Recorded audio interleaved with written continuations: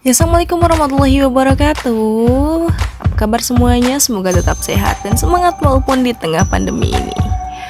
Perkenalkan, saya Risma Widianti Mulyana dengan NIM 1808428 akan menyajikan video mengenai strategi pembelajaran sosiologi, lebih tepatnya pada integrasi dan reintegrasi sosial sebagai upaya pemecahan masalah konflik dan kekerasan. Adapun tujuan pembelajarannya adalah sebagai berikut, bisa dibaca sendiri, nanti saya akan jelaskan di selanjutnya.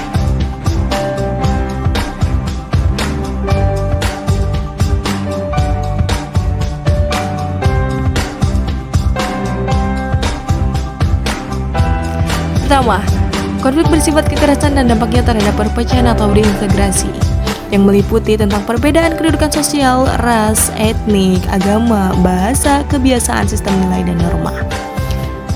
Integrasi sosial. Integrasi adalah pembaruan sesuatu yang tertentu hingga menjadi kesatuan yang utuh dan bulat. Menurut KBBI, integrasi sosial akan terbentuk apabila sebagian besar anggota masyarakat tersebut sepakat mengenai struktur kemasyarakatan yang dibangun termasuk nilai-nilai, norma-norma, dan peranata-peranata sosial. Menurut William F. Ogburn dan Meyer Nimkov, syarat wujudnya integrasi sosial adalah 1. Anggota-anggota masyarakat merasa berhasil dan saling mengisi kebutuhan-kebutuhan di antara mereka. 2. Masyarakat berhasil menciptakan kesepakatan konsensus bersama mengenai norma dan nilai-nilai sosial yang dilestarikan dan dijadikan pedoman. 3. Norma-norma dan nilai sosial itu berlaku cukup lama, tidak mudah berubah dan dijadikan secara konsisten oleh seluruh anggota masyarakat. Suatu integrasi sosial dapat berlangsung cepat atau lambat tergantung pada faktor-faktor berikut. Ada homogenitas kelompok, besar kecilnya kelompok, mobilitas geografis, dan efektivitas komunikasi. Adapun proses integrasi dapat dilihat melalui proses-proses akulturasi, asimilasi, dan juga akomodasi. Disintegrasi sosial. Integrasi atau disorganisasi adalah perubahan yang terjadi pada lembaga-lembaga kemasyarakatan sehingga dapat membuat pudarnya norma-norma dan nilai-nilai dalam masyarakat. Situasi disintegrasi biasanya ditandai oleh sebagian besar masyarakat tidak lagi mematuhi norma-norma yang berlaku di masyarakat. Timbul ketidaksepahaman dalam hal tujuan sehingga hilangnya rasa solidaritas kelompok. Sanksi yang diberikan pada pelanggar norma tidak dilaksanakan secara konsekuen. Menurunnya kewibawaan tokoh dan pimpinan masyarakat. Apakah sekarang negara kita sedang dalam situasi tersebut? Lanjut. 2. Perdamaian dan integrasi atau kohesi sosial.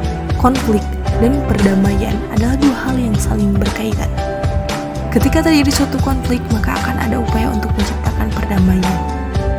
Karena dengan adanya perdamaian, maka akan timbul harmonisasi dalam kehidupan sosial. Selain integrasi ini berasal dari teori fungsionalisme struktural. Asumsi dasar teori ini adalah suatu keseluruhan terdiri dari bagian-bagian masing-masing yang berhubungan satu sama lain. Kalau keseluruhan bisa berfungsi dengan baik, maka terjadilah apa yang dinamakan dengan integrasi sosial, kohesi sosial, atau keseimbangan sosial, equilibrium. Istilah lain untuk menyebut integrasi sosial adalah kohesi sosial. Untuk mengurangi perselisihan yang mengarah pada integrasi atau kohesi sosial, ada 4 elemen yang perlu diperhatikan. Pertama, terpenuhinya hak asasi manusia. 2. Menjunjung tinggi harkat dan martabat seseorang. 3. Tidak dapat adanya diskriminasi. Adanya partisipasi aktif atau keikutsertaan individu.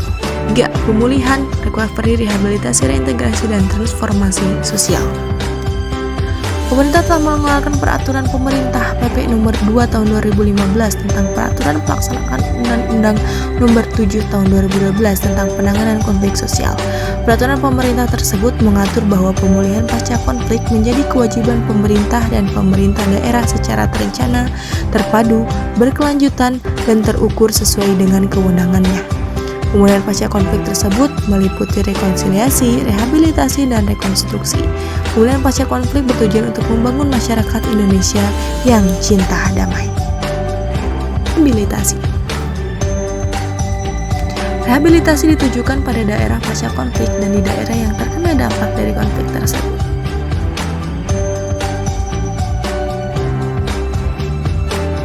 Reintegrasi. Menurut Plus A. Partanto dan M. Dahlan Albari. Reintegrasi sosial adalah kembali ke kondisi sebelum terjadinya konflik atau perpecahan. Dengan demikian, reintegrasi merupakan suatu proses sosial dalam menyatukan kembali pihak-pihak yang berkonflik untuk berdamai atau bersatu kembali seperti kondisi sebelum terjadinya konflik. Transformasi sosial. Transformasi berkaitan dengan perubahan yang terjadi di masyarakat yang diakibatkan hal seperti peningkatan ekonomi, terjadinya perang, kekacauan politik, dan konflik di masyarakat. Reintegrasi dan koeksistensi sosial dalam kehidupan damai di masyarakat. Dalam pandangan Surjono Sukanto, reintegrasi atau reorganisasi adalah proses pembentukan kembali norma-norma dan nilai-nilai baru untuk menyesuaikan diri dengan lembaga-lembaga kemasyarakatan yang mengalami perubahan. Adapun koeksistensi merupakan suatu keadaan ketika dua atau lebih kelompok hidup bersama dengan menghormati perbedaan tiap kelompok dan menyelesaikan konflik antar kelompok tanpa kekerasan. Dasar dari koeksistensi adalah kesadaran bahwa individu dan kelompok itu berbeda, mencakup perbedaan kelas, etnis, agama, gender, dan juga pilihan politik. Identitas-identitas kelompok tersebut dapat menjadi sumber konflik. Konsep koeksistensi dengan demikian mengurangi kemungkinan perbedaan identitas kelompok yang akan meningkat menjadi konflik yang rumit dan merusak. Akhirnya selesai juga pematerian yang sangat menarik ini. Kita lemaskan dulu, regangkan dulu tangan kita, tarik nafas dalam-dalam, kita relax. Kita selfie dulu sebentar. Jangan lupa untuk meregangkan tangan. Oh iya, ayo kita review. Integrasi dan integrasi sosial itu apa ya? Ayo teman-teman jawab di komen di bawah ini. Lalu bagaimana melakukan pemecahan masalah untuk mengatasi permasalahan sosial, konflik dan kekerasan dalam masyarakat? Apakah masih pada ingat semuanya? Ditunggu.